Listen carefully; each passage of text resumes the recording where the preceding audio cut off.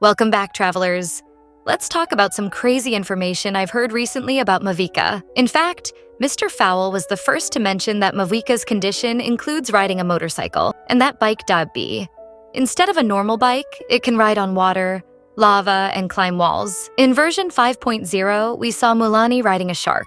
Furthermore, Kachina rides a cart, and Zilonin skates up a wall. Chaska was able to fly through the air, so the idea of Mavuika riding a bike seems to fit in well with what we've seen so far. After Mr. Fowl leaves data mining, Iris has provided new information about Mavuika. According to Iris, Mavuika's mechanic is a motorcycle, which combines the abilities of all of Natlan's characters, similar to Chaska. It is said that it can fly and hover like Auroron, climb walls like Kachina and Zilonin, walk on water like Mualani, move on the ground at high speed like Zilonin, and hit rope hooks like recently.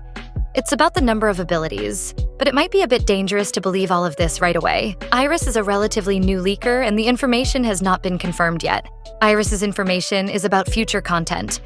It's difficult to take everything at face value because there are so many things happening. Information about the distant future tends to be inaccurate. Iris also says that all information is subject to change, so be careful. You should accept it. But Mavuika doesn't belong to any of your tribes. She is a god, which means her abilities naturally reflect the characteristics of all tribes. Fontaine's other characters can only use one or the other. Since she is Fontaine's god, it makes sense that she can use both. The same logic applies to Mavuika. She is Natlan's god of fire. So, while it makes sense to have multiple abilities, I think we need to be a little more careful about some abilities. For example, Mavuika can hit a hook and fly further. To be honest, a motorcycle can run on the ground. I understand, but what about flying? The hook concept makes sense, but flying is a little hard to believe. We'll have to wait and see what information the beta testers provide when the 5.3 beta begins. Yes, until then, everything sounds too perfect.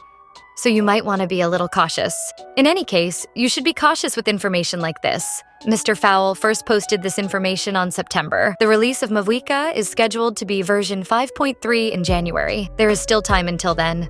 So early information is often inaccurate, especially in the details. What do you think? Let me know your opinion in the comments section.